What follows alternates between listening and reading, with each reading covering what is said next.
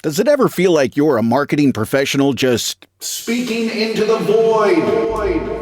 But with LinkedIn ads, you can know you're reaching the right decision makers, a network of 130 million of them, in fact. You can even target buyers by job title, industry, company, seniority, skills, and did I say job title? See how you can avoid the void and reach the right buyers with LinkedIn ads. Spend $250 on your first campaign and get a free $250 credit for the next one. Get started at linkedin.com/campaign. Terms and conditions apply. Starting a business can seem like a daunting task, unless you have a partner like Shopify. They have the tools you need to start and grow your business. From designing a website to marketing to selling and beyond, Shopify can help with everything you need. There's a reason millions of companies like Mattel, Heinz, and Allbirds continue to trust and use them. With Shopify on your side, turn your big business idea into... Sign up for your $1 per month trial at shopify.com/special offer. Hello, it's Martin here, and before we begin, I wanted to let you know that this episode of How We Are the Podcast is sponsored by LiveScoreBet, a proud principal partner of Sunderland AFC. And if you're looking to get started, LiveScoreBet have got a cracking welcome offer for new customers. All you've got to do is bet £10 on sports and get £30 in free bets. It's as simple as that. So, if you're ready to join the action, make sure you're doing it with LiveScoreBet, the home of total betting. This offer is available to new members only, and you need to put a £10 or more bet on sports within 14 days of opening your account. Free bets are valid for 7 days, £20 to use on Sportsbook, £10 on Bet Builder. T's and C's and deposit exclusions apply. Please bet responsibly, and remember it's for over 18s only. Now, on with the show.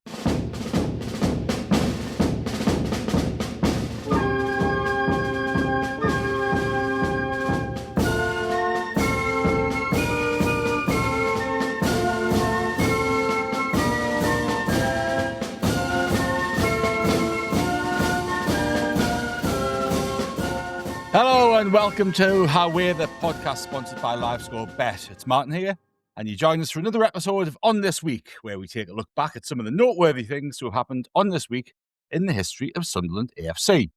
And there's tons to get stuck into today, and I'm very pleased to have Andrew Smithson with me today to go through some bits and pieces. Hello, Andrew. Hello, Martin. It's always nice to see you, but even nicer today, given the fabulous T-shirt you're wearing. I think the listeners need to be told about this. It's a exceptionally good T-shirt, isn't it? So I've had this T-shirt since 1993 or 92, perhaps, and it's a ooh bally well hard T-shirt.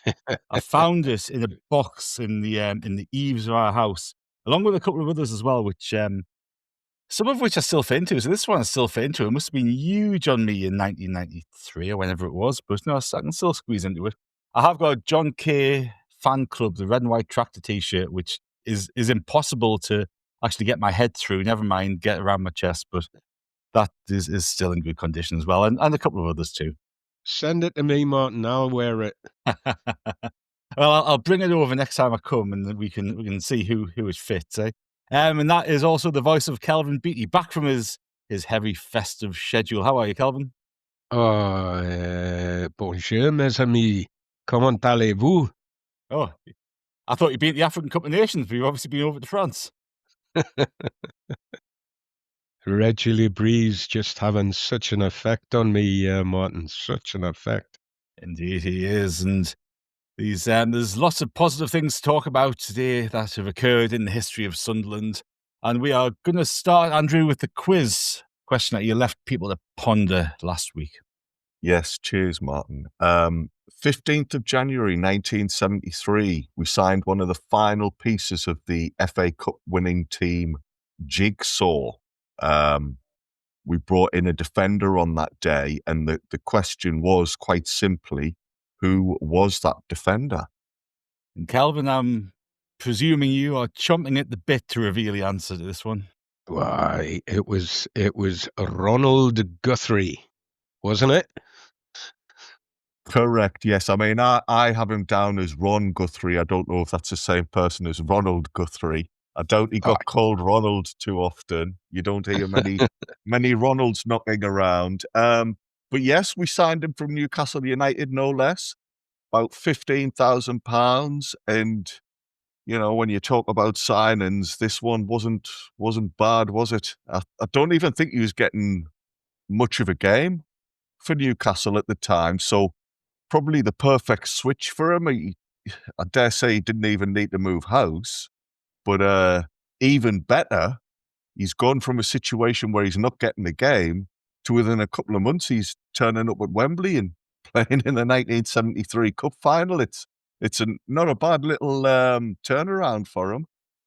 I was upset when he first came because he kind of knocked Joe Bolton down the pecking order, and he was one of my favourite younger players. But I think I've said before about Ron Guthrie, absolutely let nobody down.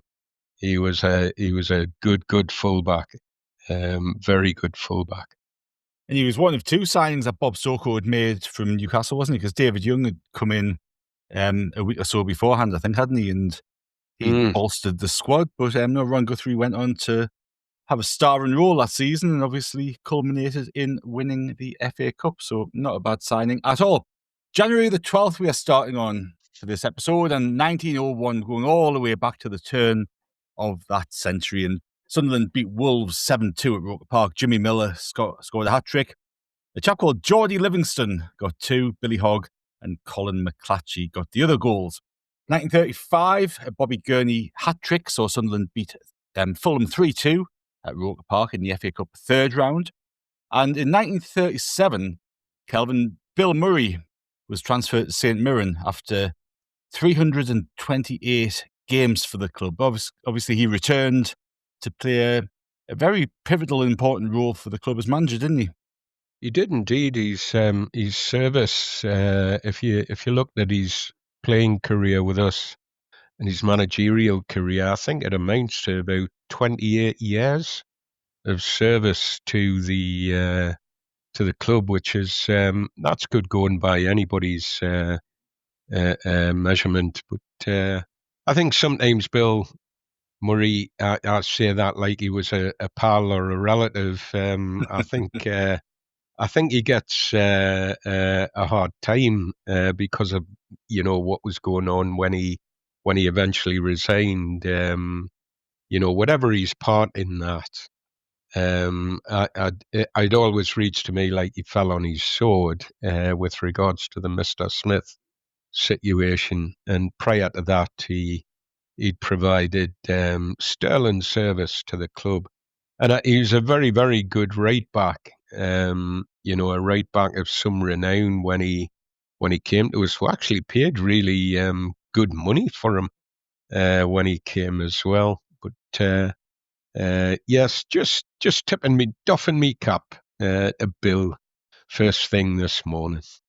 Yeah, going, Andrew, you and I talked a little bit about the Mr. Smith saga at the start of the Mr. Smith saga last week, didn't we? And Bill Murray was one of those, along with some of the directors and the players, massively affected by the fallout of all of that sort of stuff, wasn't he?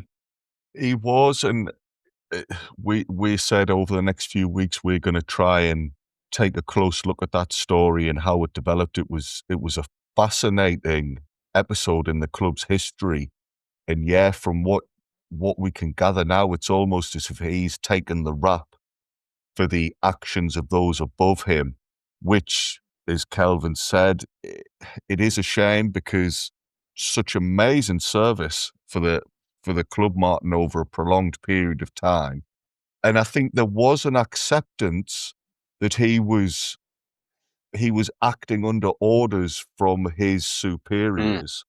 So yeah, it does seem as if he's been the fall guy, really, and that is a shame because just both as a player and a manager, he's been at the club through some really exciting times. He was a stylish player, and as a manager, so close to delivering success to the club. So he's rightfully a very popular name in Sunderland history, and just unfortunate that there was that sour ending for him.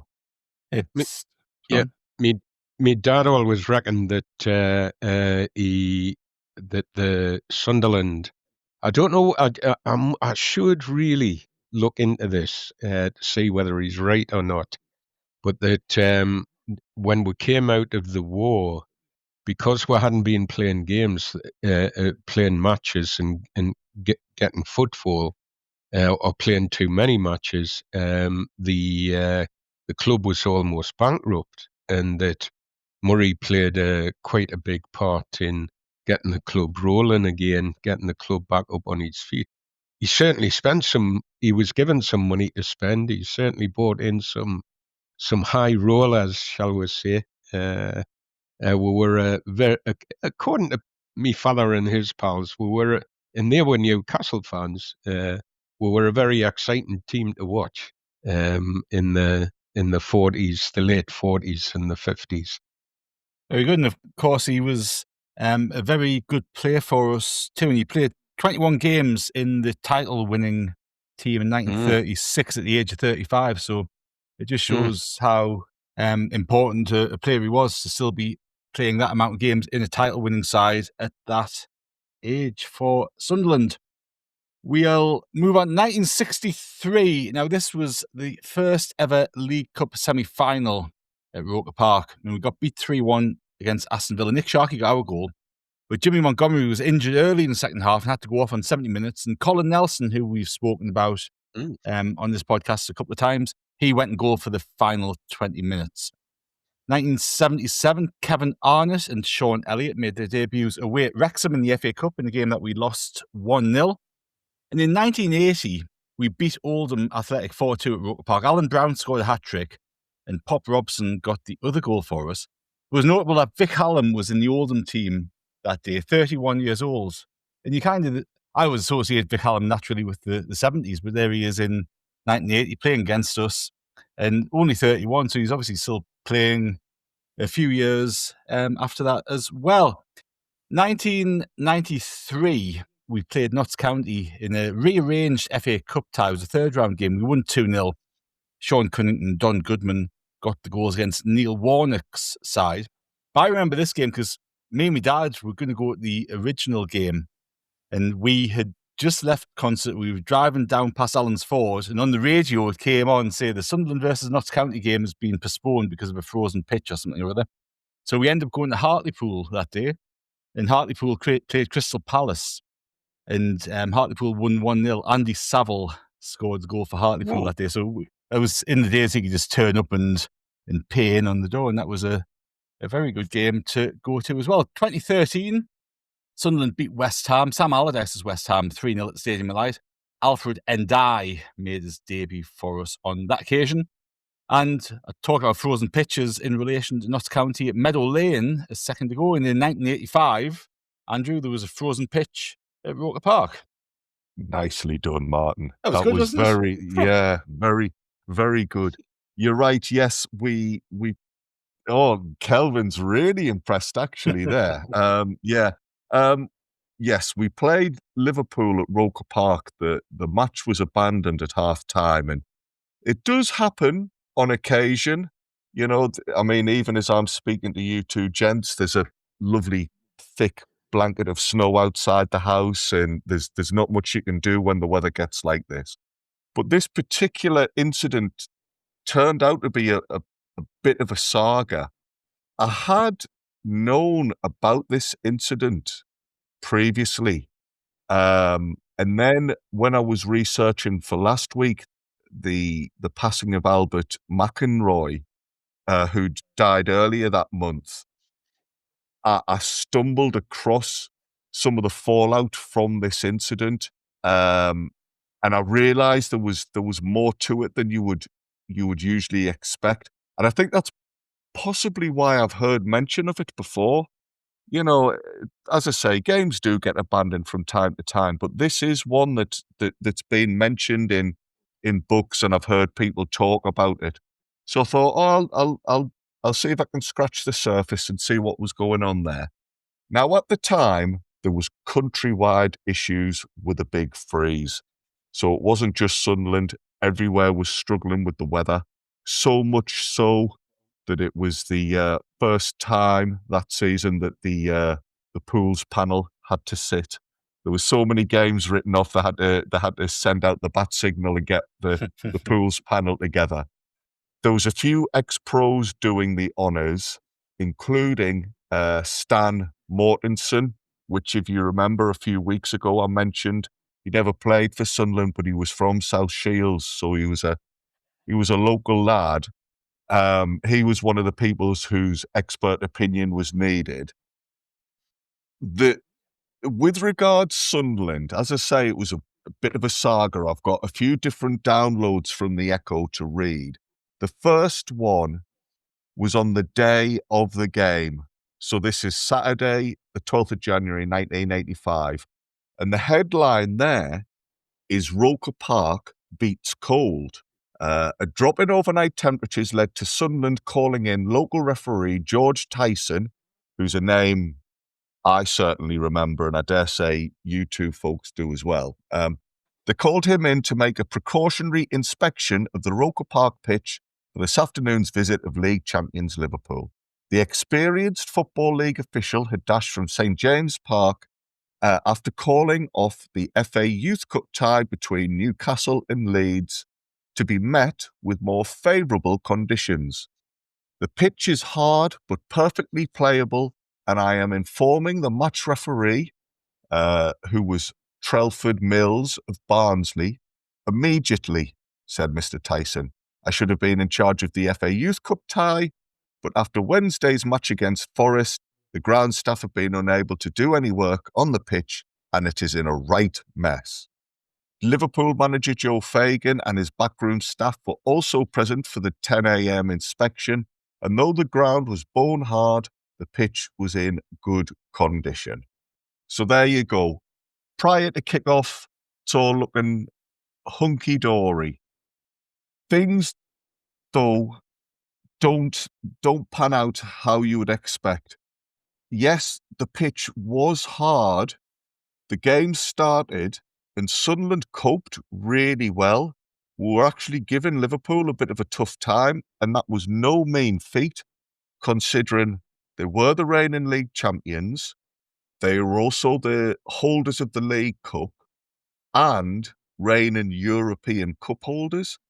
So considering Sunderland at the time were, as usual, you might say in the era, towards the bottom of the table, that was decent going.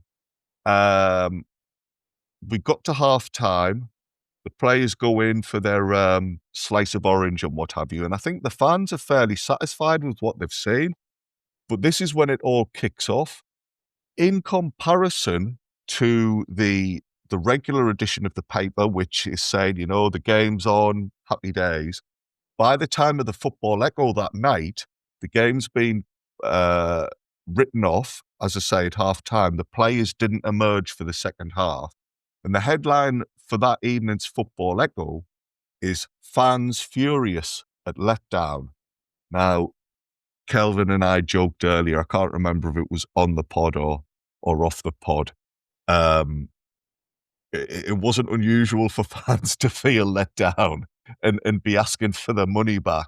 But this time it wasn't because of what they'd seen on the pitch as much as the pitch itself. So Jeff Story, in his what was going to be a match report on the front page of the Football Echo, starts with, Sunderland looked to be well on their way to halting a depressing run of 5 successive defeats on a bone-hard and tricky surface at Roker Park this afternoon. They had been by far the better side in the first half, missing several clear-cut chances, but to the disgust and amazement of the fans, controversial Barnsley referee Trelford Mills abandoned the match at half-time. The referee felt it in the best interests and safety of the players if he called the game off, despite local referee George Tyson giving the go-ahead following a 10 a.m. inspection. Sunderland manager Len Ashurst made a public apology over the loudspeaker system. Now, that interested me because I don't think I've ever heard that on an abandoned game where the managers had to take to the microphone. But the fans almost drowned his message in protest. The referee called the match off and it was entirely his decision, said the Sunderland manager. I would like to thank both sets of supporters for turning up, and I can only repeat it was not our decision. I feel for the fans, but it was the referee's decision, and I can only ask you to bear with us. While a minor demonstration was taking place outside, with fans chanting, "We want our money back," match referee Mills said, "I abandoned the game to safeguard the players. Both managers are entirely happy with my decision. The surface is dangerous and is not getting any better." So already there's a bit of a dispute there between what the managers perhaps were saying and what the referee was saying. Obviously, I feel for the paying customer, but my concern has to be for the safety of the players. An experienced Football League referee passed the pitch playable, but I was not entirely happy when I arrived at the ground at 12:30. Liverpool supporters, however, had already left, and I felt obliged to give it a go. So,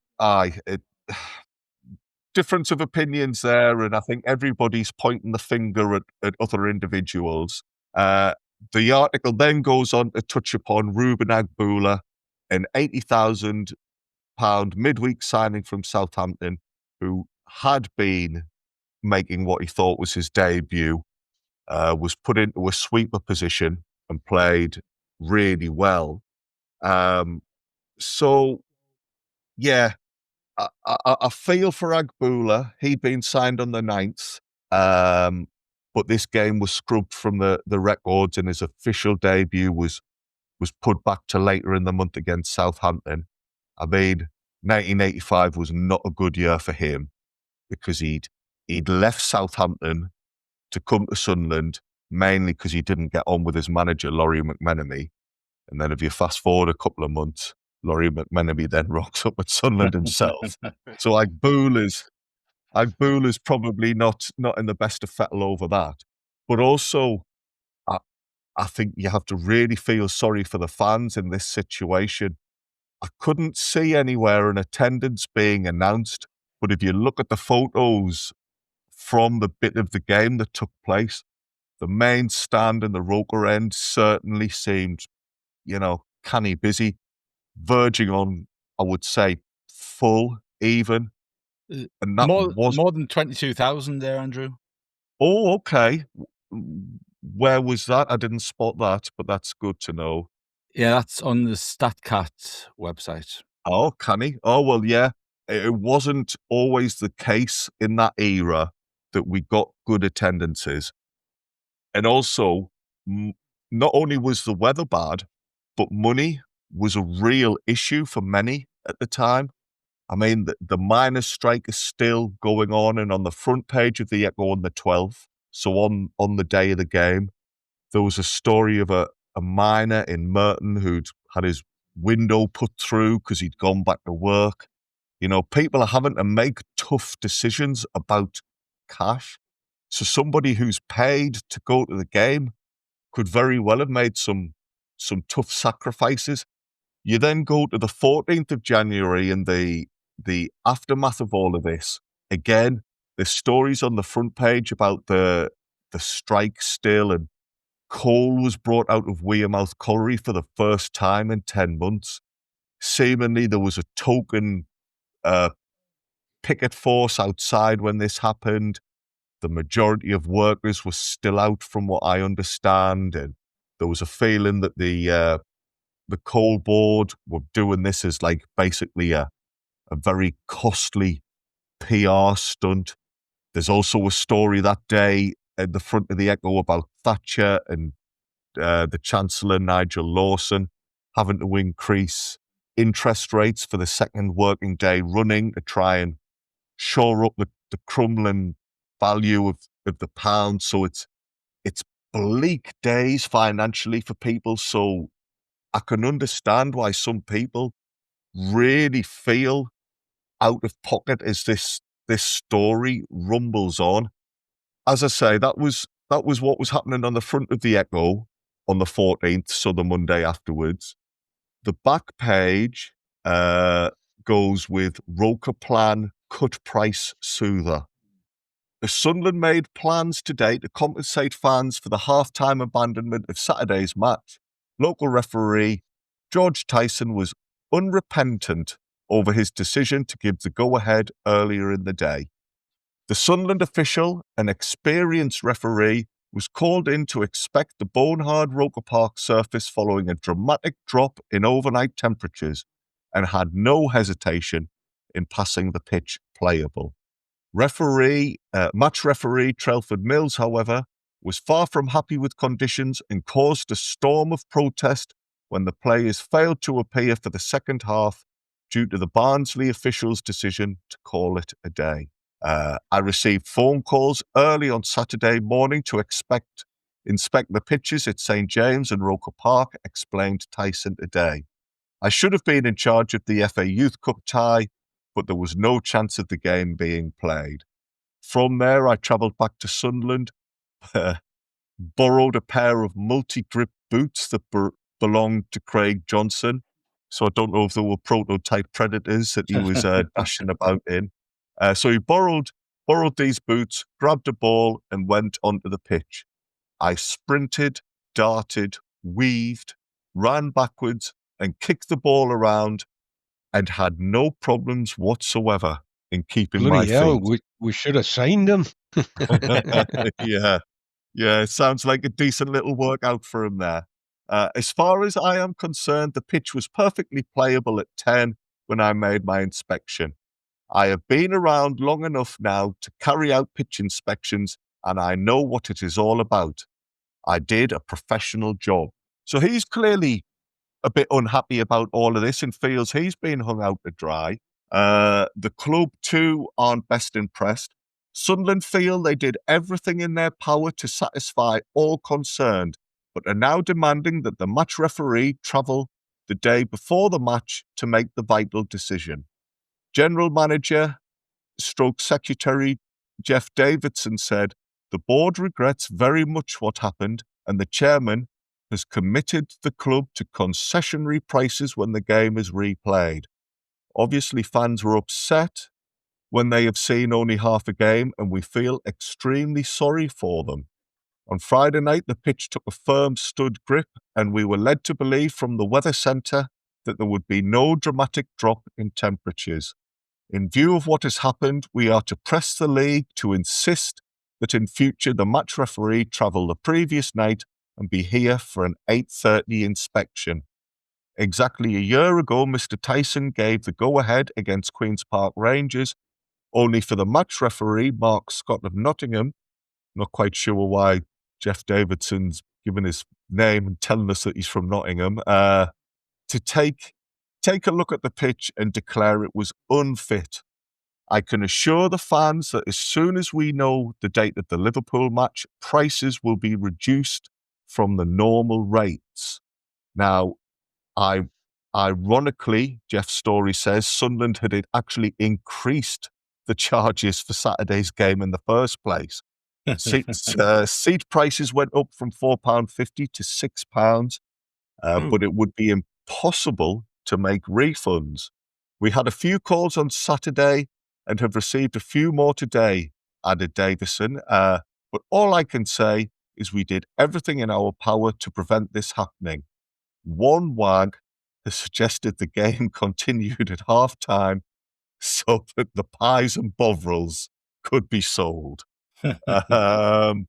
So yeah, it's not looking good. There's a lot of unhappy people, and you just think football's meant to be the escape from all of the other things happening in the world, and yet folk just cannot get a break. The ones who were able to pay those increased prices and go to the game feel shortchanged. The weather is complicating matters for everybody. The low temperatures probably do force some people back to work from the strikes. There was this whole thing, wasn't there, about how at the height of the strike it was during the warmer months, and maybe the government were able to stockpile supplies, and there was a feeling even that they were now happy to see miners struggling to heat their homes because it forces them to have to make that decision and go to work. So there's that side of things. It continues to have an impact on the football club as well. Trips to Watford in the Milk Cup and Southampton in the league have to be put back. Len Ashurst was the manager. I quite liked what he said. It made me smile. He said training was fine for the players still because the club had access to indoor facilities and had been going down onto the beach for a couple of run-outs. But what he said was that the weather had interrupted our rhythm when we looked like getting back onto a winning run. Now, if you actually look back on the results of the games that did take place, I'm not sure about that. There was no signs of any winning runs happening other than this improved effort against Liverpool. We did only get 2 league games finished that month, and by the time we did play Liverpool, we'd slipped into the relegation zone, so it wasn't good timing. The Milk Cup run that I'm talking about, there was a tie against Watford, had to be rearranged. That did delay us getting the game on with Liverpool. Due to us getting to the final, it was eventually penciled in for the 3rd of April, which was 10 days after we were to play Norwich at Wembley.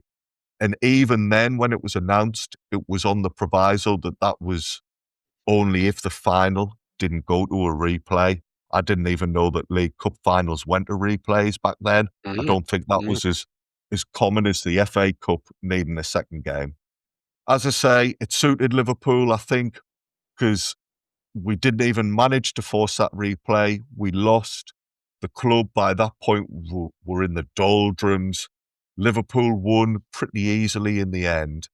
It was 3-0 to them, so it was very different to what they'd first dealt with. And the last paper clipping I'll take you through, if I may, gents, fell between the cup final and the rearranged game against Liverpool. If we remember, when we played Norwich, our fans got a really good name for themselves from the way they behaved. And again, when you think that prior to that, there'd been a lot of concerns, fans felt shortchanged by the Liverpool debacle. A lot of families on Weir side were struggling for cash, but the support was still there. Sunderland football fans, read the Echo, get 2 plaudits today from Sunderland's Milk Cup final conquerors, Norwich City, and with price cuts for the attractive rearranged home game against Liverpool. Norwich manager Ken Brown told the Echo, on behalf of the chairman, directors, management, players and staff, I would like to take this opportunity of getting over to your magnificent support, the feelings that everybody in Norwich is going through. And he just goes on to talk about how he was impressed by the fans. They were a shining example for other supporters to follow, trying to pay them really high compliments. The article then goes onto this Liverpool game and says, Sunderland has cut the admission charges for the rearranged home game against Liverpool in a gesture of appreciation of the superb support and behaviour of the club's loyal and devoted supporters. Now, the club had already said pretty much as soon as the game was abandoned that they were going to be cutting admission prices, but they've now passed it off as well as a bit of a thank you for how everyone had been down in London at Wembley.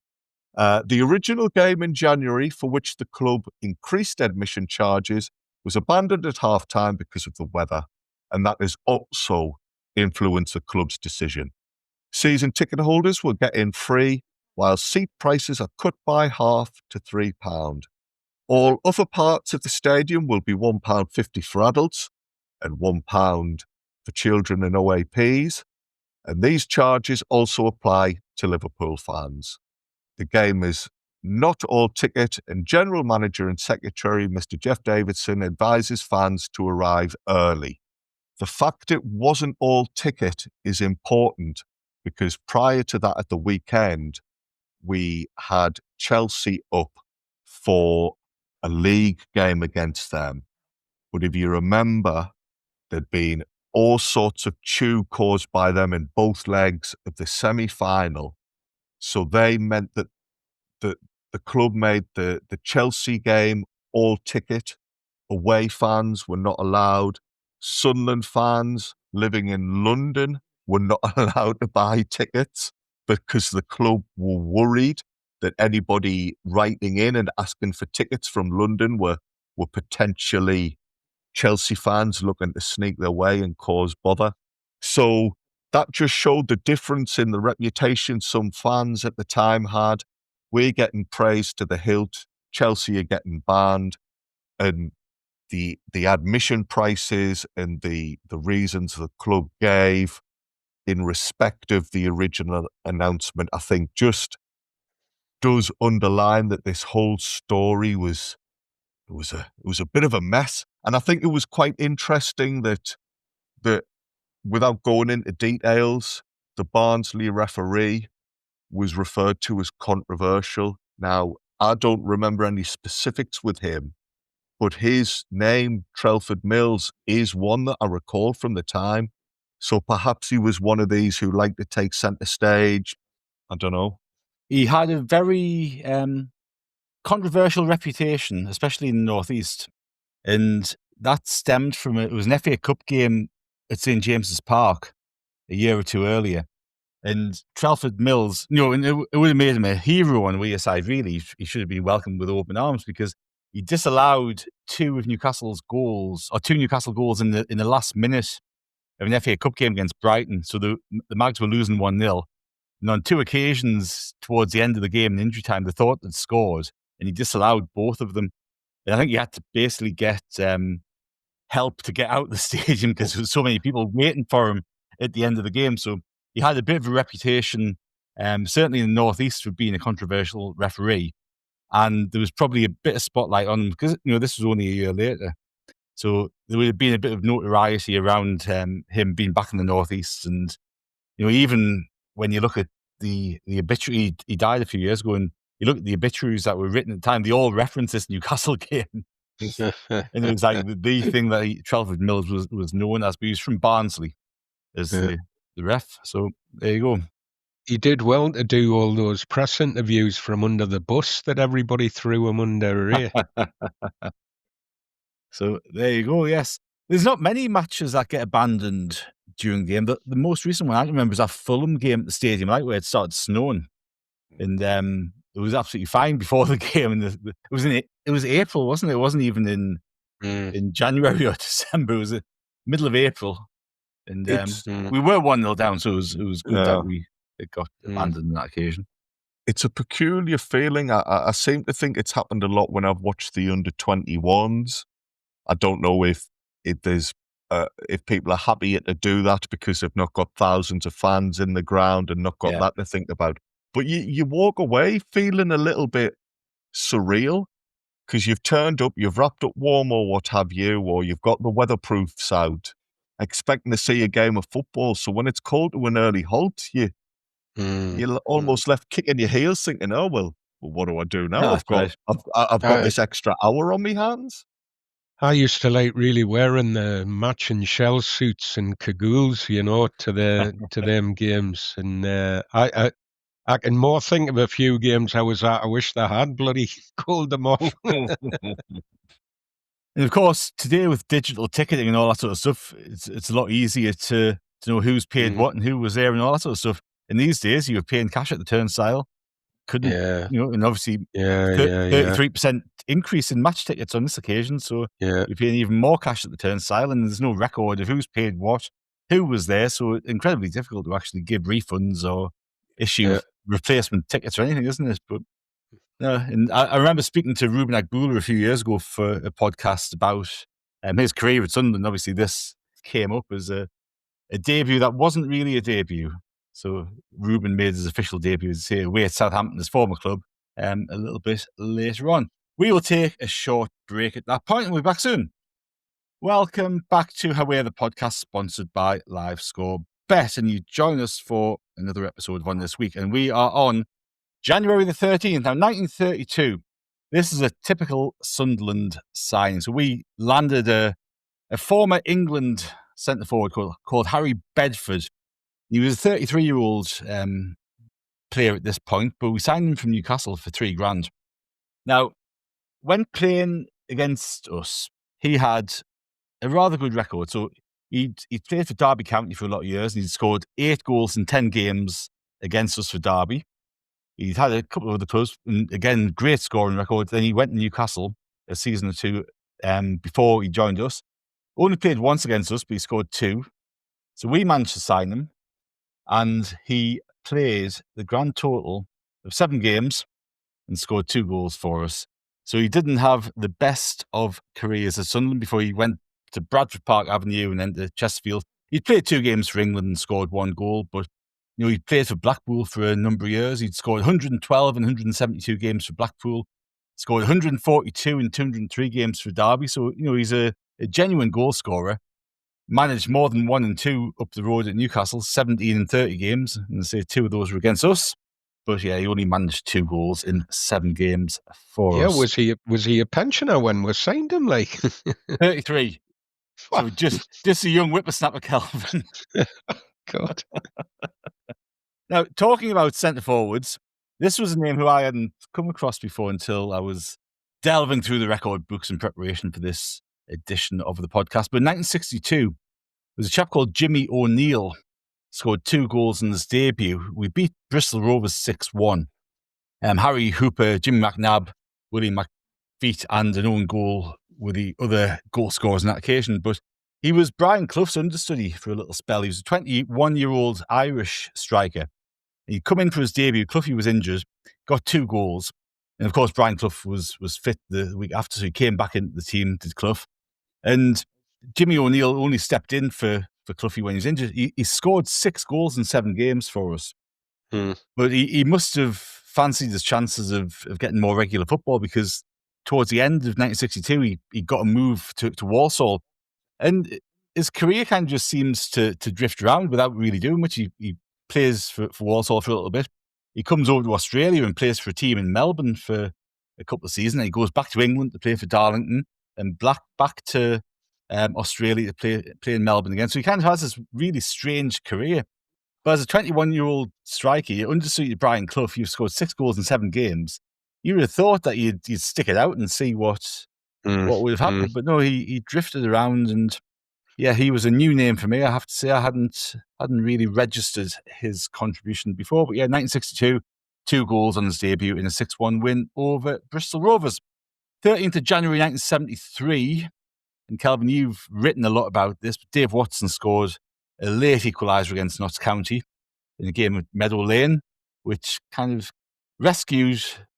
Absolutely rescued. A fairly decent cup run, didn't it? We were. It wasn't a bad little cup run, but it nearly fell at the first. It nearly fell at the first hurdle. I was at that game. There was quite a few Sunderland fans there, and there wasn't any of us coming out of that stadium at the end of the game thinking that we deserved the draw. They absolutely gubbed with it. If it hadn't been for Jimmy Montgomery made a save in that game that he rated better than his double save at Wembley. And it was a fantastic save. But Dave Watson was back at one of his former clubs, Notts County, and he did kind of rescue the game. They were quite a handy team, Notts County. They had some good players. Don Masson, I always liked him. I always thought he was a good player. And Dave Needham played centre half for them. He was a smashing player as well.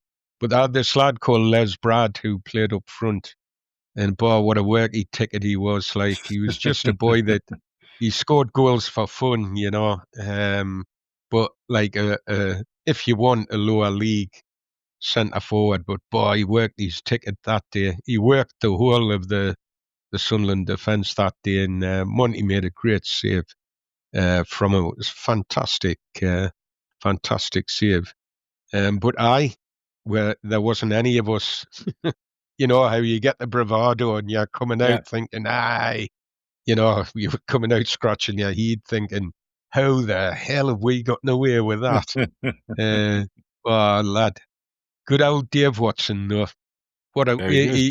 He was joint top goal scorer in the FA Cup run. Scored a lot. He was a canny goal scorer. He just stopped playing centre forward, so he knew the way to go. He certainly did. And if anyone's got a few minutes handy and they want to delve into that, I remember Kelvin, he wrote a whole series of articles. Maybe it was probably 3 years ago, wasn't it? Because it was for the 50th anniversary of the cup run. Yeah. Dig those out on the Roker Report website because there's some fantastic reading there to fill in a few gaps. There's a very funny story about the Reading away game that I can recommend. Don't tell me mother. We might revisit that one in a few weeks' time. 2007, Sunderland won 1-0 against Ipswich Town at Stadium Light. David Connolly with the goal. On that occasion, Anthony Stokes made his debut in that game. 2008, we beat Portsmouth 2-0 at the Stadium Light. Kieran Richardson with both goals. In 2016, Jermaine Defoe got a hat-trick as Sunderland beat Swansea away 4-2. Now, 2014, 1920, Sunderland beat Hull 6-2 in the FA Cup. Charlie Buchan got 4 and Barney Travers got the other 2 on that occasion. 1989, Andrew, you and I talked briefly about this little series of games against Oxford that we had in 1989. And on January the 14th, we beat them 1-0 in the league at Roker Park. Gary Rowell got a very early goal on that occasion. 1995, Sunderland drew away at Oldham 0-0 at Boundary Park. It was a cold, horrible night. Steve Agnew made his debut in that game. That was pretty much the most memorable thing to happen on that occasion. And 2003, there was a rare win for Howard Wilkinson. Sunderland had drawn against Bolton in the FA Cup third round. We took them back to the Stadium of Light for replay, which was the first FA Cup replay to take place at the Stadium of Light. Sean Thornton and Nicholas Medina got debuts, and I think that was Medina's only game for us. I'm sure he only played once. And I actually thought he played really well on that day, and he should have been given more of a chance in that team because we weren't very good that season. But we won 2-0 in extra time. Julio Arca and Michael Proctor with the goals on that occasion. Now, 1978, there was a game against Orient, Kelvin, and there was a few little things of note in that game, including Gary Rowell's only failure to hit the back of the net from the penalty spot. His only ever penalty miss. Yes, indeed. And I had the great honour of being at that game. I tracked down to that game with some friends. I actually saw quite a few games that season, away games. I travelled quite a lot that season to games, and we couldn't buy a win that season for love nor money. I think we only won 3, and I think most of them came towards the end of the season. We were turning wins into draws and draws into defeats on the road that season. It was really bizarre because we scored lots of goals on the road that season. But we were at Brisbane Road. We were 10th coming into the game, and Orient were just below us in the table. So, and they had a manager called Jimmy Bloomfield, and he was a very good.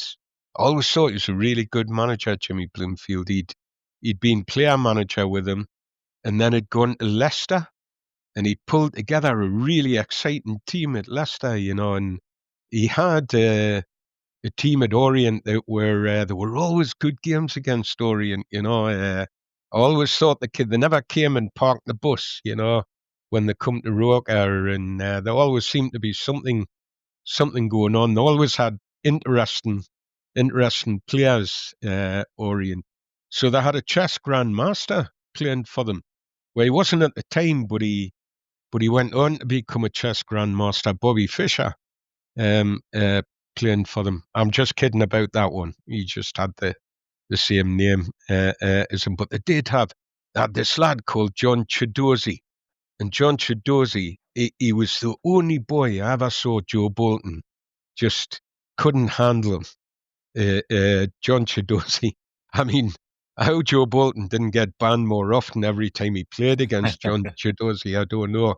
Because, lad, and Chidozie wasn't frightened of Bolton. He didn't go across the other wing like Graham Souness and them used to do when they were playing. Chidozie just kept coming down his wing. He's a fantastic player. I think he went to Spurs, didn't he? He ended up at Spurs.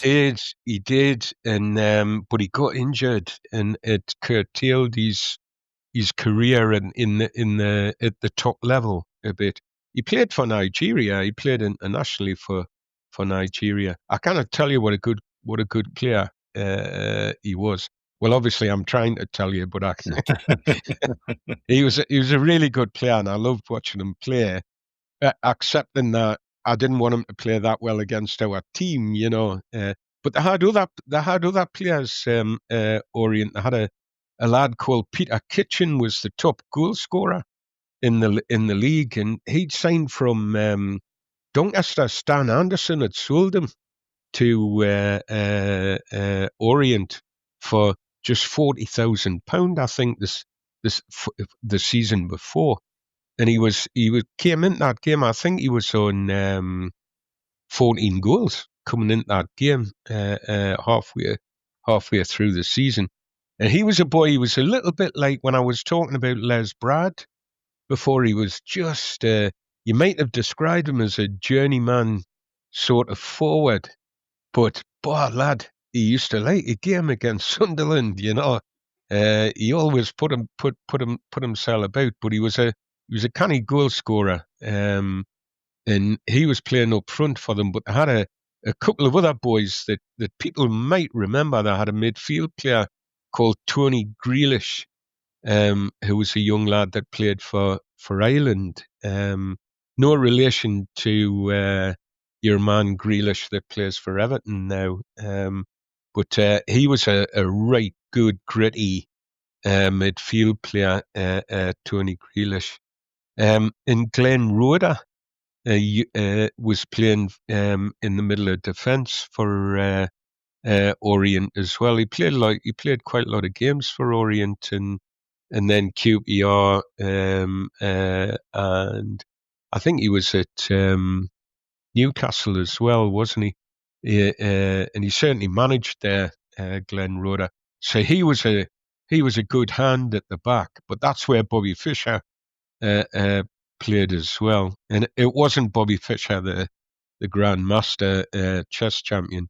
Bobby Fischer was a really, really interesting character, because he was he was a lad of mixed race, and he was Jewish, but he used to get pelters. We're talking the other week about Rolly Gregoire.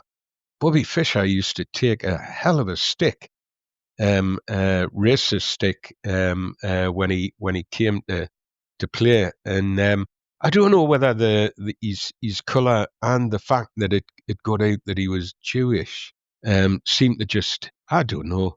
So I never got that stuff.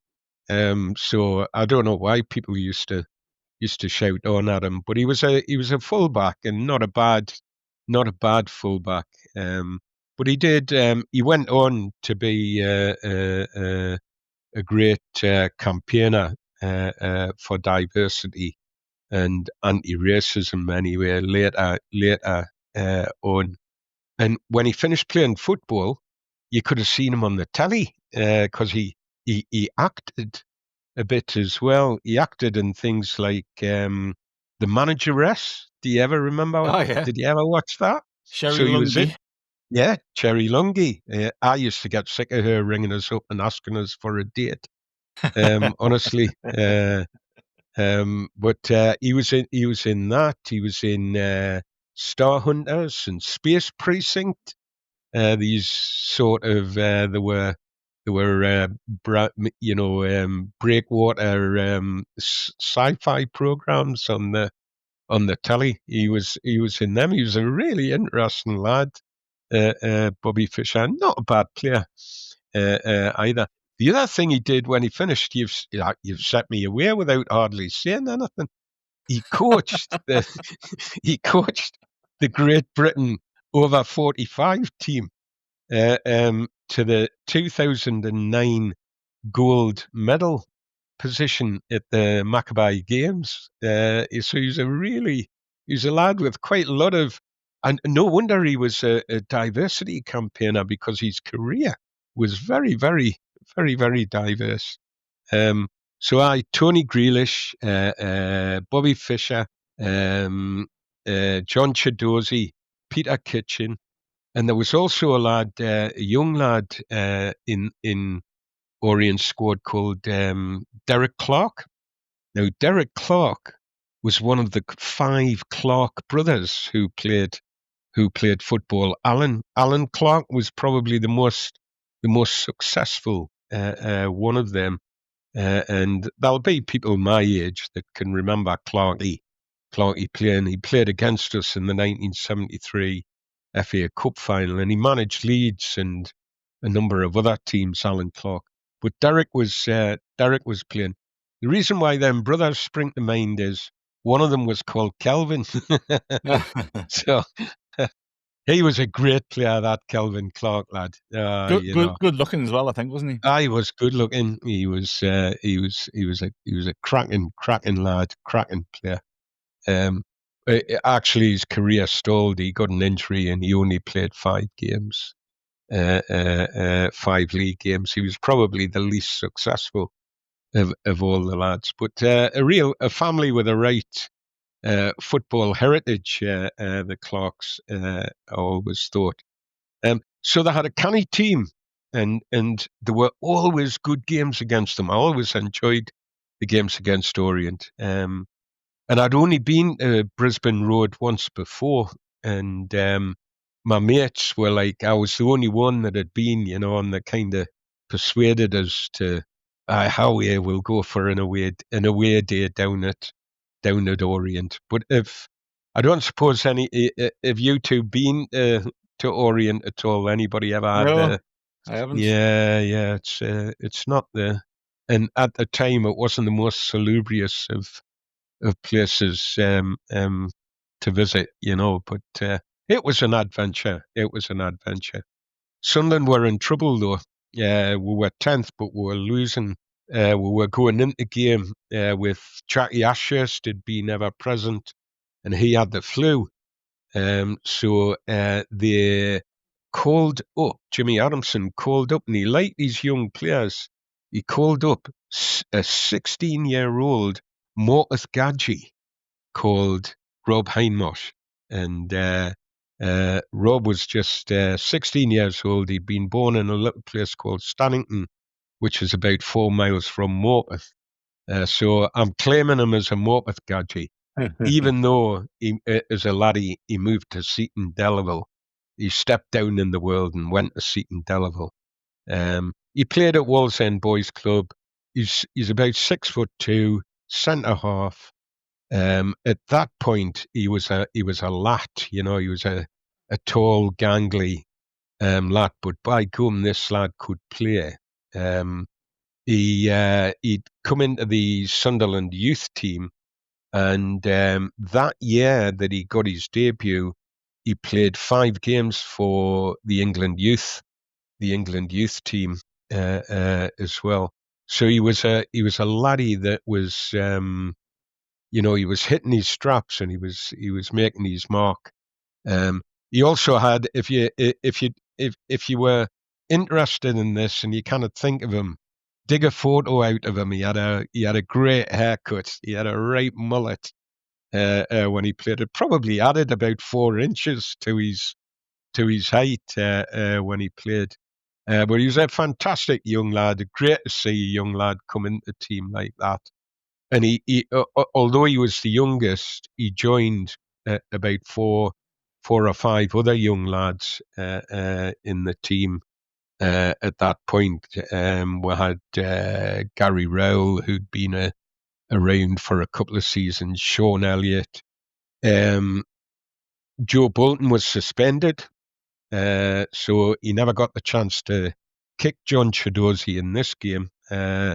He was suspended, and Tim Gilbert came in, who was a young lad who played a lot of football with Gary Rowell and Kevin Arnott through the youth team, and Mickey Henderson was playing as well. So the team kind of had a youngish feel to it. The other thing that the team had was Wilfie Rostron.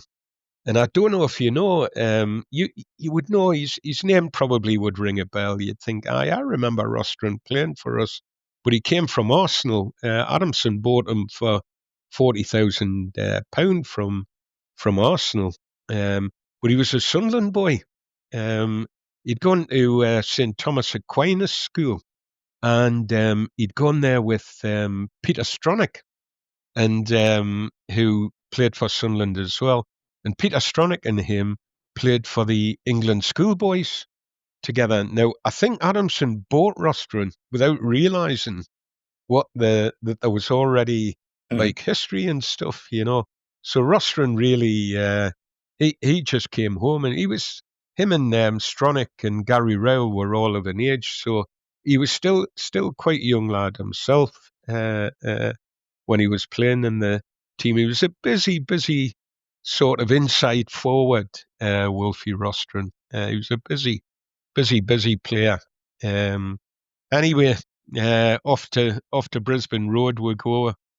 We get there, and they kind of get the game kicked off because Trump the dog has invaded the pitch and nobody can catch him. And the teams are all lined up, and what a bloody carry on trying to catch this blooming dog. If some of our players had run as quick as the dog, I'm telling you, would have won that game before half time, and we could have all gone home. That blooming dog took some catching, but it really got the crowd going. The stewards were trying to catch it, the police were trying to catch it, the ref got involved. You would have paid money just for that, man. So, the other lad that got added to the squad because of her injuries, Mick Doherty was injured as well. That knee injury that I was talking about the last time I was on, he was laid up with that knee injury. But Bobby Kerr had been injured, and he came back into the squad. So there was a little bit of relief there. Was Rolly Gregoire came in and was on the bench.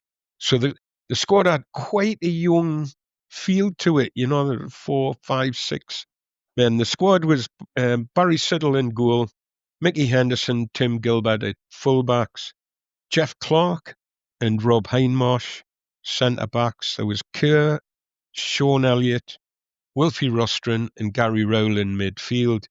And we had a little forward line of Bob Lee and Mel Holden. It was like the Twin Towers up there with them two. I never really felt that worked, these two big lads playing up front. But in essence, what used to happen, Bob Lee was an interesting player, Bob Lee, for a big lad. He would drop into midfield, and sometimes he was actually picked to play in midfield. So although he was listed up front, he'd drop into midfield, and you'd get the likes of Rowell and Rostron racing through into the spaces that he would create by pulling his marker around. He was also quite silky on the ball, Bob Lee. He wasn't. He had. They were chalk and cheese, him and Mel Holden, because Mel Holden had a great fifth touch, but Bob Lee, he was actually quite a silky player at times. He could have done with a bit more oomph about him, in my opinion, but he wasn't too bad a player. So I had all the carry on with the dog. Game, delayed. The game was delayed. It didn't kick off at 3:00. Whilst they caught this blooming dog, Trump the dog, and we'd no sooner kicked off, and the ref stops the game. And from our position in the stand, we thought he'd sent their goalkeeper off. We thought he'd maybe said something to him, or because he's like pointing and go, you're off. Of course, no cards in them days, so it looked like he'd been sent off. So we'd had a couple of beers, and we're shouting off. And the lad had a blue top on, and it clashed with our blue tops. And so after I don't think the ref had particularly noticed him because of the carry on with the dog, and he sent him off to change his top. Anyway, the game eventually got underway, and we were playing some really, really neat stuff. Peter Kitchen, who I will say this, Rob Hindmarsh did a brilliant job on Peter Kitchen. That lad had been the scourge of every team he'd played against, and he hardly got a kick. Now, note I said hardly. He hardly got a kick all game. Rob Hindmarsh marked him really, really well and did excellently. We're playing some fast, neat football. Gary Rowell, Sean Elliott, Wilfie Rostron. They were quite potent. A lot of exchanging going on. They were moving into each other's space and moving about. Bobby Kerr tended to stick his right-hand side, but he played really well on the day as well. He was the experienced head in that midfield, but we're playing some really, really good stuff. We had loads of the ball, and it seemed like it was only going to be a matter of time before we scored. But actually, with my fair head on, they probably had the 2 or 3 best chances of the first half. One of the things that did happen, the boy Grealish that played in midfield for them, I think the game was about 13 minutes old, and he misfires a pass straight to Bobby Kerr. And Kerr just crosses the ball to Gary Rowell, who... Whether you bond over streaming binge-worthy videos, watching sports recaps, video gaming, or by unplugging altogether, the 2026 Lincoln Nautilus Hybrid helps keep you connected throughout your journey. Learn more at Lincoln.com. Available connectivity features and functionality vary by model. Package pricing, trials, and term lengths vary by model. Video streaming and games are only available while parked. Año Nuevo. Los mismos Extra Value Meals en McDonald's. Ahora te puedes llevar 2 snack wraps y papitas y una bebida mediana por solo $8. Solo por tiempo limitado. Precios y participación pueden variar. Los precios pueden ser más altos en Hawaii, Alaska y California y con entrega. I didn't think the pain from the shingles rash would affect simple, everyday tasks like bathing, getting dressed, or even walking around. I was wrong. Though not everyone at risk will develop it, 99% of people over the age of 50 already have the virus that causes shingles, and it could reactivate at any time. I developed it, and the blistering rash lasted for weeks. Don't learn the hard way, like I did. Talk to your doctor or pharmacist today. Sponsored by GSK. We've spoken recently about his ability to ghost into space. So Kerr crosses, and I'm not saying it was like this all the time, but sometimes you'd look at a cross and you'd go, who the hell's that to? And Gary Rowell would drift in, and that's exactly what happened. Drifted in, he's charging in on goal, and I couldn't work out whether Bobby Fischer or Grealish brought him down. Because both were in the vicinity. If it was Grealish, it was because he was annoyed at misfiring the pass and how quickly Kerr had put the ball back in. So it Stonewall penalty. Ref gives the pen. Of course, by this point, we've already seen Gary Rowell take penalties, and the assumption was it's a goal. This lad puts them in for fun. He lines the ball up, he takes his run up, and he puts it by the right-hand post. And it's like, you've never seen anything like that. And you know what? You never saw him do that again. And I don't know, I've never heard him talk about that. I've never seen anything that he's written about it, about why that happened, and how he put it right, because he takes 26 penners for us, and he only misses that one. But the way we're playing, sometimes you miss a penalty that early on, and if you're in the stands supporting your team, you're thinking, oh, Jesus, oh, God, but it didn't really feel like that amongst the Sunderland support. They were playing really well, and just thinking, nah, we're going to be all right here. This is going to be a matter of time. The only fly in the ointment was your man Chidozie was giving Mickey Henderson a bit of a rough ride, and Hendo he wasn't as bad as Joe Bolton, but he had a kick out in him. You know, he would if somebody went by him, he wasn't averse to just sticking his foot. For an attacking fullback, that lad loved to go forward, Mickey Henderson. And if you look at his goals record, every season he played for us, he scored goals for us, Mickey Henderson. And his assist count would be quite high. But this day, he needed to stay where he was because Chidozie didn't half work his flank that day. Game goes on. We're still playing good football. They have a couple of chances. You know, Barry Siddall made a good save, I remember. And Rob Hindmarsh got a really good interception in. You know, the ball was getting played across the box. And I think it was from Chidozie into, there was another lad playing who was a handy lad called Derek Payne. And if he hadn't gotten a toe to it, but he was a bit like, I always used to say about Rob Hindmarsh, he was like Inspector Gadget. You know, his legs could grow like 4 or 5 inches, and his neck could grow 4 or 5 inches if he needed it to. He just seemed to have this ability to extend himself. He was a big lad anyway, but he wasn't cumbersome.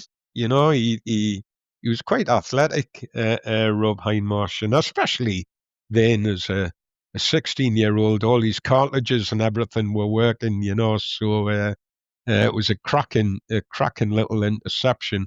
If that ball had got to Kitchen, I think or Payne, it could have been the opening of the scoring. But it's nils each at half time. And it still feels like it's our game. It's going to be our game, you know. I think that Bob Lee had been drifting around a bit as well, and I just felt like our two forwards needed to do a little bit more to get into the game. You know that you have this chicken and egg thing where people say, we're saying it about Brian Brubby on Sunday. We're saying it about him yesterday that he needs more ball. But like sometimes you need to work a bit harder to get the ball and create the space, you know. And I just felt like our two, apart from the two big lads playing up front, our two, you know, everybody else was putting a good shift in and were playing quite well. But the two big lads were like just a bit static, I thought, you know. So, but I think Jimmy Adamson must have told them that because when they came out for the second half, Bob Lee was all over the place. He'd obviously been given a roving commission. And when he moved, there was people like Gary Rowell would move into his space a little bit, you know. And Wolfie Rostron was quite good at that as well. Second half, within 10 minutes, Wolfie Rostron's had 2 cracking shots. A lob that almost went in and had Jackson, the goalkeeper, scrambling, and then a shot from an angle just past the post. And that kind of set the stall for the game. Pressure's mounting on Orient. Sean Elliott's doing his usual. He's all over the pitch.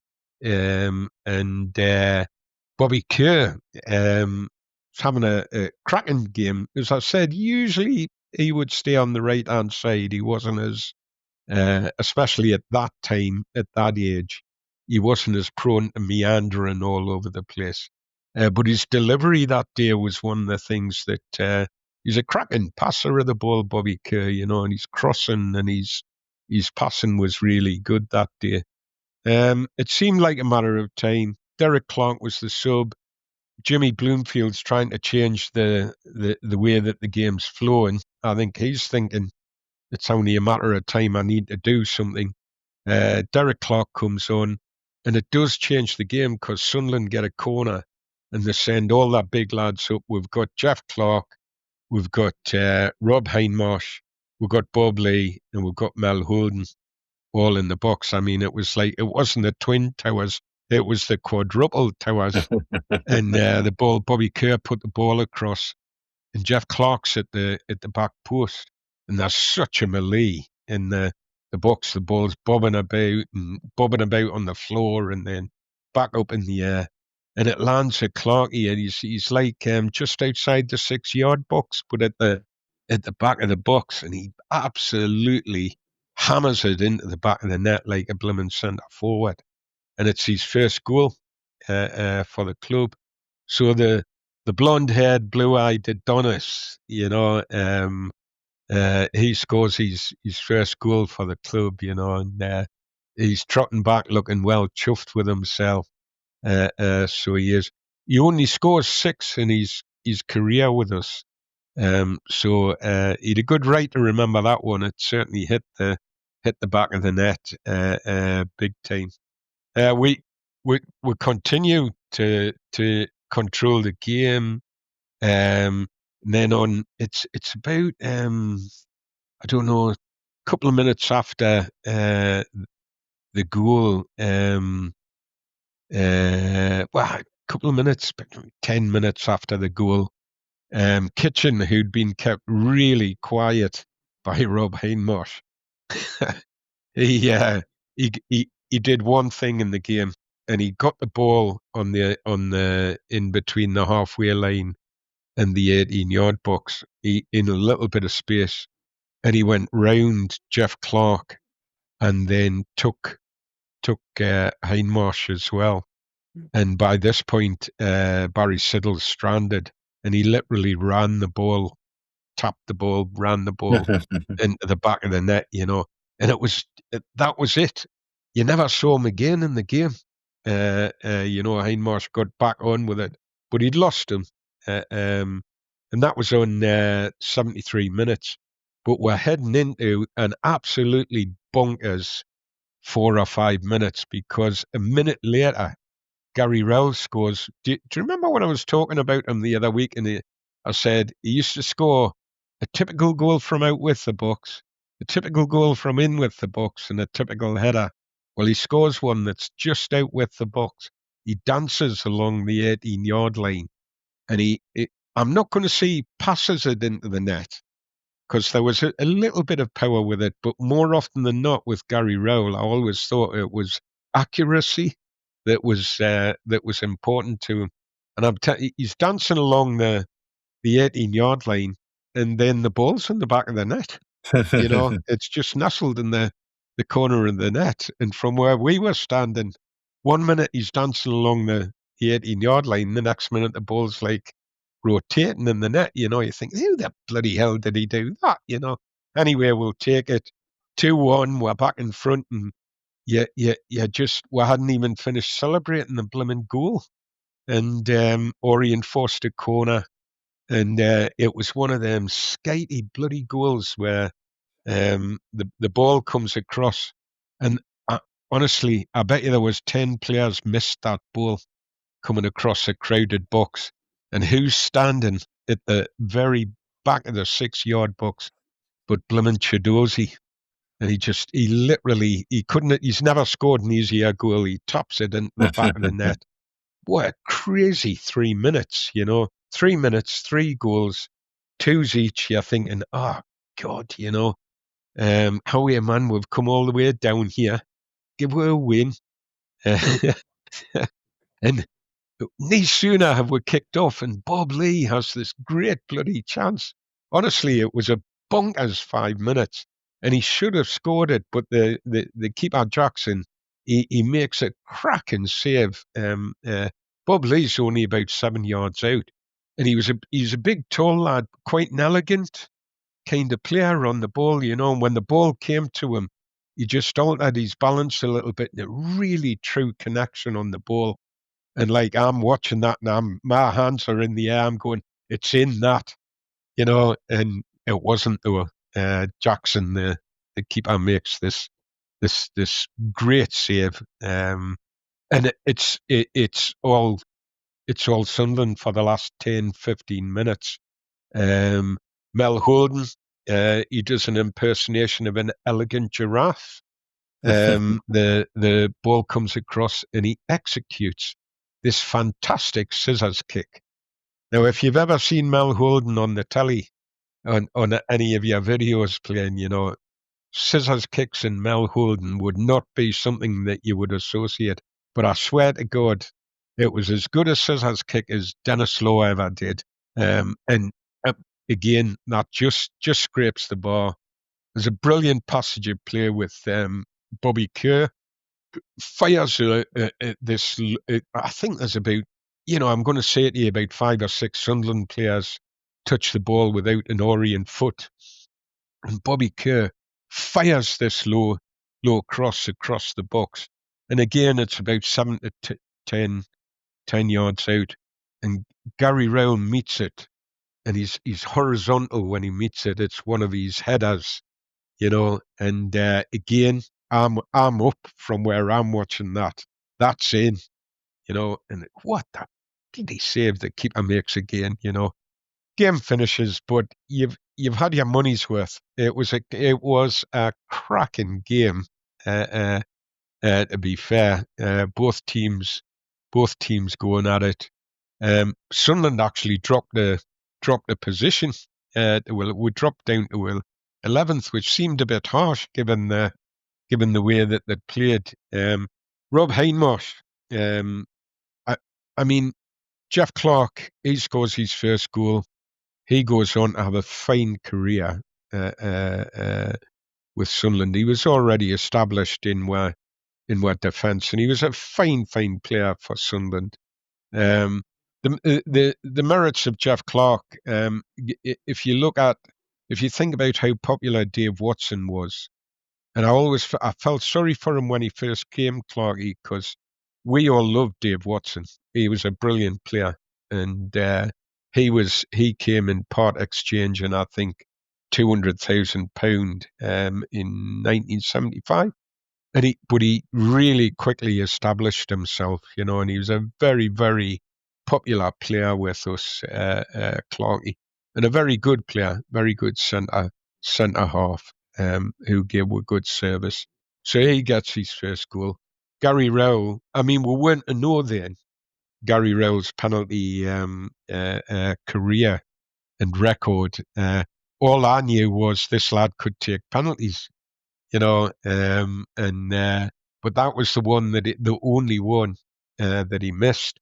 But he did score to put right the 14-minute miss. He did score a dancer of a goal, and might have gotten 2 if the game had gone on. Rob Hindmarsh, what a game he played, really, for his debut, and given that he pretty short notice. That he was coming in, I think they held on to the last moment for Jackie Ashurst, who was an essential part of the team at that point. And he came in at 16 years old. He was a lad that went on to give great service to the club as well, I never. One of the things was he was our youngest ever captain. At 19 years old in 1980, he was our captain. And our youngest ever captain. When I first read that, I didn't think that was right, because I thought Barry Venison was our youngest ever captain, but Barry Venison was the youngest ever captain at Wembley. I think Venas was 20 when he took the captain's role on. So Rob Hindmarsh, 19, great leader. Stand-up centre-half, everything that you want from a centre-half. He could head it, he could kick it, he could clear his lanes. He was quite quick over the ground for a big lad, and he was his attitude on the pitch, never found wanting for his attitude, and a great leader. Lenny Ashurst comes in and blooming, he wasn't the only one that he did it to, but he shipped them, and he ends up going to Derby. And he's a. If you speak to Derby fans about Rob Hindmarsh, he's a bloody icon down there.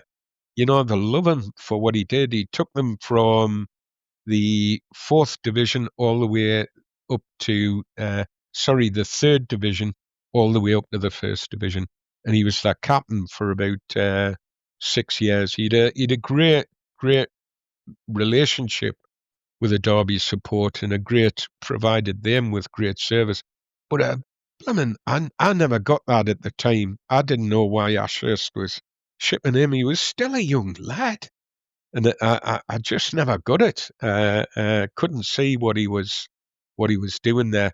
And I also, when you look at what happened, he brought Gary Bennett in. And I always think, imagine Gary Bennett and Rob Hindmarsh playing, to be in the centre of our defence. I never understood. Never understood it at the time. And even being, hindsight, looking at it, it just seemed like a bonkers decision. Rob Hindmarsh, though, if you may or may not know this, that day in 1978, we had two young lads on the pitch whose lives would both be cut short by motor neuron disease. And there was Mel Holden and Rob Hindmarsh were both on the pitch together. And Rob Hindmarsh, he played those games for Derby, he played those seasons for Derby. He was sold. We gave him away for free. He was sold, I think it was for 340. That's a guess. £340,000 to Wolves. Plays a season there, but I think his diagnosis comes in, and he just plays that season. Goes off to America, opens a coaching school soccer school for kids, but passes away in 2002 with motor neuron disease. Him and Holden, two young lads, young family, two lads with, good footballers. It's not a coincidence that disease and their professions. There's no coincidence that these young lads keep going down with this disease. Tough one to take that. But that day, he looked like a lad. 1978, he looked like a lad that was going to go far. And in essence, he probably would have. It was a good away day. We had some fun. One of the other problems with going to Orient was, getting home when West Ham were playing at home. wasn't a lot of fun if you were on the train. And we used to like to go to London on the train. So we had some fun getting home that night. But we felt like we'd seen a good game, and there was that feeling. I might as well say it. I honestly felt we were only two players away from being a.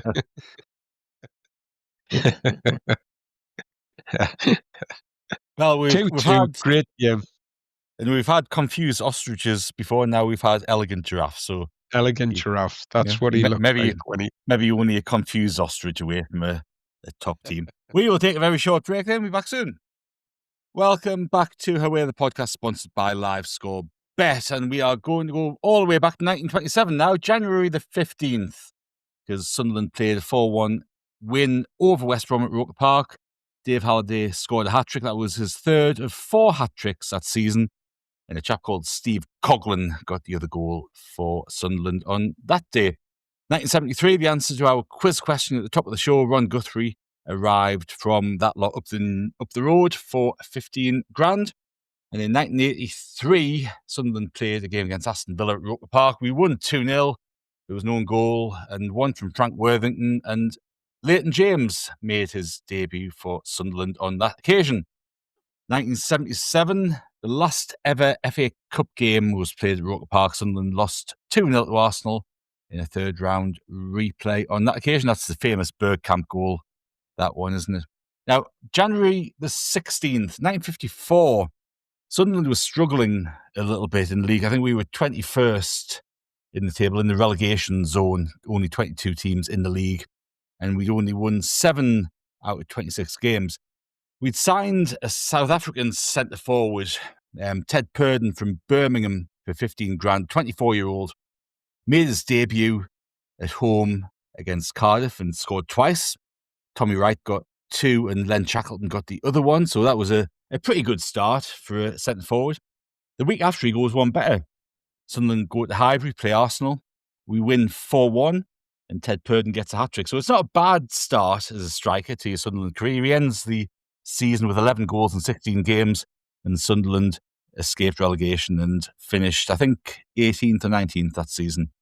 January 16th, 1973, we talked about the Notts County draw in the FA Cup a few moments ago, and a few days later, on the 16th of January, we played the replay and won 2-0, Dave Watson and Dennis Stewart. Now, in 1993, we played a game against Bristol Rovers at Twerton Park. Now, a few interesting things in this one. Malcolm Allison was the manager of Bristol Rovers, and he seems out of a different era from, the 90s when this game was played. David Rush scored after 5 minutes to put us 1-0 in front, and Sean Cunnington got another goal after 34. So we were 2-0 up. Marcus Stewart, who was playing for Bristol Rovers, gets a goal back to make it 2-1. Now, if you remember, at the end of the 92 season, we played the FA Cup final. Paul Hardiman was left out by Malcolm Crosby of the team that faced Liverpool. He ends up leaving the club under a bit of a cloud because he's a bit pissed off that Crosby left him out the FA Cup team, and you can understand why, because he's been a mainstay of the team for a few seasons. He'd gone to Bristol Rovers. 89th minute, Sunderland winning 2-1. Who pops up with the equaliser? Paul Hardiman. And I'm sure he took some pleasure in reminding Malcolm Crosby that he was, he probably should have been playing in the FA Cup final a few months before. But yeah, he scored on 89 to make it 2-2. A year later, Sunderland played Middlesbrough at Roker Park. This was a game live on Tyne Tees, and we've all bemoaned Sunderland's performances on Tyne Tees in the early 90s. But on this occasion, the cameras did us a favour. Phil Gray scored a penalty, and Lee Howie scored the other one as Mick Buxton's team ran out 2-1 winners. 2005, Mick McCarthy's team were in the championship at the time, of course. Mick McCarthy's team travelled to Pride Park, and we won 2-0 against Derby. Stephen Elliott and Dean Whitehead scored the goals. It sounds impressive, but Lee Camp was in goal for Derby. 2021. Now, if you want a reminder of how far things have come, 2021, 5 years ago, a Charlie Wyke hat-trick saw us beat AFC Wimbledon 3-0, and Carl Winchester made his debut coming on for Elliot Embleton after 58 minutes. On that occasion, Luke O'Nien was an unused sub on that day. And if you look through the team, there are a few names that you might want to remember or you might prefer to forget. Now, January the 17th, this is a really interesting one. 1931, there's a game against Arsenal at Highbury. We win 3-1. Bobby Gurney scores 2 and Billy Eden gets the other goal. But there's a chap called Walter Keeton makes his debut for us. Now, Walter Keeton had been on the books of Watford and Notts County, and he hadn't got a game. He was 25 years old. He never played league football before, but you've got to remember at this time, the non-league scene, the amateur football scene was big, wasn't it? You know, players could probably earn more money playing amateur football because they could have a second job at the time and get 2 wages. And he'd been playing for Grantham, and Sunderland had sort of spotted him and given him a chance to turn pro. So he made his debut in this game. He played 12 games for us. He scored 1 goal, and that was away at West Ham in April 1931. He scored in a 3-1 win. And he returned to Nottingham because his wife and his child were ill after relocating to the northeast. He played 5 games for Forest. He'd signed for Forest, played 5 games after that, and he then went back into non-league. But Walter Keeton was also a very, very good cricketer. And he is the only former Sunderland player to have scored a triple century in first-class cricket. So he scored 312 not out against Middlesex at the Oval in 1939, which is still the record for Nottinghamshire for the number of runs scored in the game. And he played for Nottinghamshire as cricket from 1926 to 1953. Oof. Right, so he's had a pretty long cricket career. He had his best ever season, age 44 for Nottinghamshire cricket. He had an average of 55.37 in 1949. I say age 44. 44. And he was an opening batsman. He scored a century against every other county in his career as well. So, you know, he's a pretty tasty batsman. An interesting side note to his cricket career, there was a game a very famous Ashes game at Headingley where Don Bradman scores 304 for Australia. And Herbert Sutcliffe, obviously a very famous English batsman at the time, was injured, and Keeton was drafted in this Headingley game for his debut for England. Now, he scored 25 in the first innings and 12 in the second innings. He only played 2 tests. He had another game a few years later. That was his international career. He was lining up for England in that famous Ashes game at Headingley, and he was a Wisden Cricketer of the Year in 1940. So his Sunderland career is only a footnote in a very successful sporting career for him. But it's quite an interesting one. Again, where you had amateur football where players could earn money. You had players playing both sports. You had cricket in the summer and football in the winter months or more wintry months. And there's been a few players in that sort of era that played football and cricket together. But yeah, Walter Keeton was a name again who I hadn't really come across. Yeah, that one's good. Before. That one had me stumped. There you go. Well done. Probably bored a few people over. 1976, Sunderland played a game against Plymouth Argyle at Roker Park. We won 2-1. Mel Holden and Bobby Kerr got the goals. Paul Mariner got Plymouth's goal on occasion. But the interesting thing out of this game was Mickey Horswell came on as a sub for Plymouth.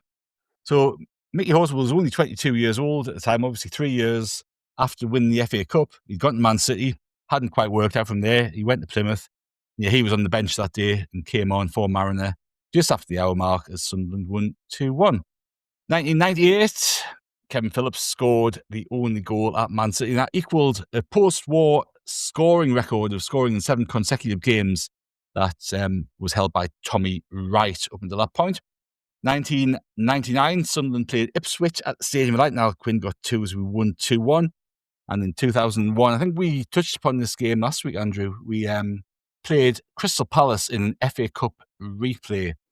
After extra time, we won 4-2. Niall Quinn got 1, Kevin Phillips got 2, and Kevin Kilban got the other.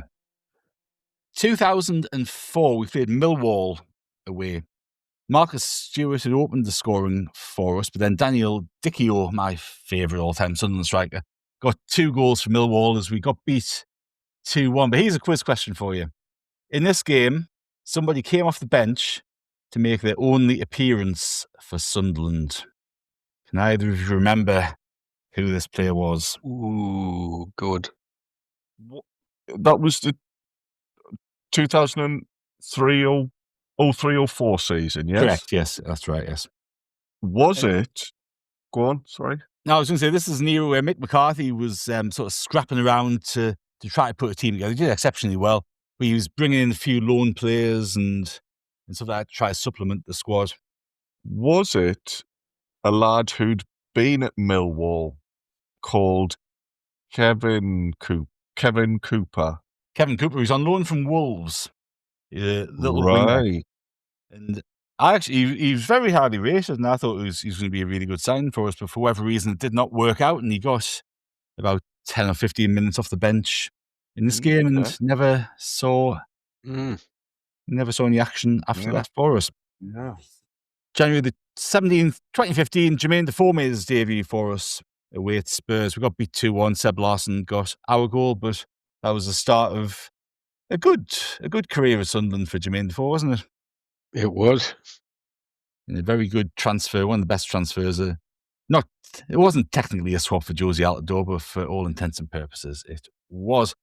Now, January the 18th, somebody who we've spoken about on this podcast now and again made their debut for the club away at Preston. 1908, the year was. Lee Richmond Rouse, or Roos, made his debut, got beat 3-2 at Deepdale. 1947, we beat Blackpool 5-0 away. Jackie Robinson scored 4 of the goals and Tommy Reynolds got the other one. 2 players made the debut that day. Reg Scottson and Sam Ellison made their debuts for us on that occasion. I think Scottson played about 60-odd games for us and Sam Ellison played a handful, and that was kind of it. 1982, now we had a FA Cup third round replay at Roker Park against Rotherham United, and Jimmy Nicholl made his debut for us on that night, and we won 1-0 with a goal from Mick Buckley. And 12 years later, in 1994, there was another FA Cup replay, this time at Brunton Park. Sunderland played Carlisle. A very cold night. I remember being there and time ticking on. Went to extra time and Lee Howie scored a goal to win 1-0 and send us through to the fourth round. And I can tell you from memory, the Carlisle fans after the game were not happy. They were not happy. Oh dear. And that wraps up this week. There you go. Oh, wow. Yeah.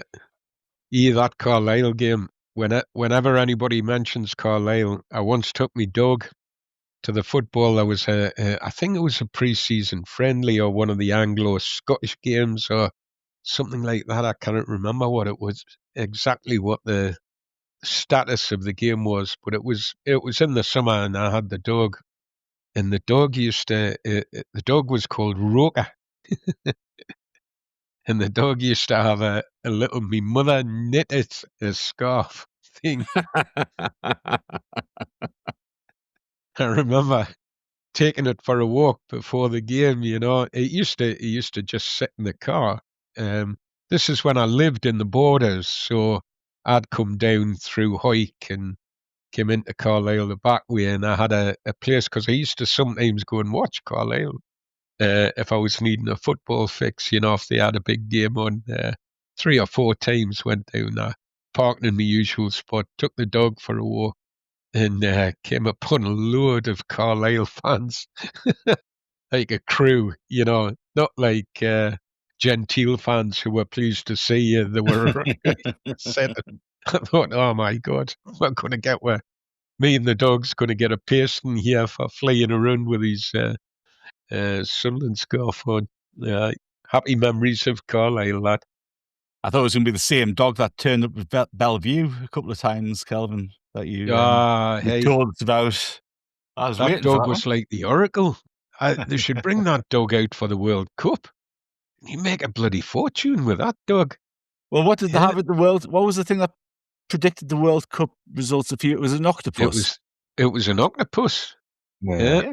There you go. They've got form with the World Cup and predicting outcomes with animals. It had no reason why not. It was because it had an inkling about the results. Yeah. Very good, very good. Now, Andrew, do you have a quiz question for our listeners to ponder on over the next few days? Yeah, nice easy one. We'll be doing the week 19th to the 25th of January, so time is already marching on, getting towards the end of January already. 19th of January 1907, we hosted Liverpool, who once again were reigning champions at the time. All I want to know, please, is what was the final score in that fixture? Very good. A nice, easy one. I'm sure there'll be loads of people who were there and can remember that game. Very, very easy. Nice, easy one. Excellent. Thank you very much, Andrew. Always a pleasure. Yeah, great job, Martin. Loads of really, really good stories there. Top man. Thank you very much, Kelvin. Thanks very much. Have a good day, everybody. Indeed, and we will be back tomorrow on Howe'er the Podcast with your usual fix of daily Sunderland content. And until then, it is goodbye from us.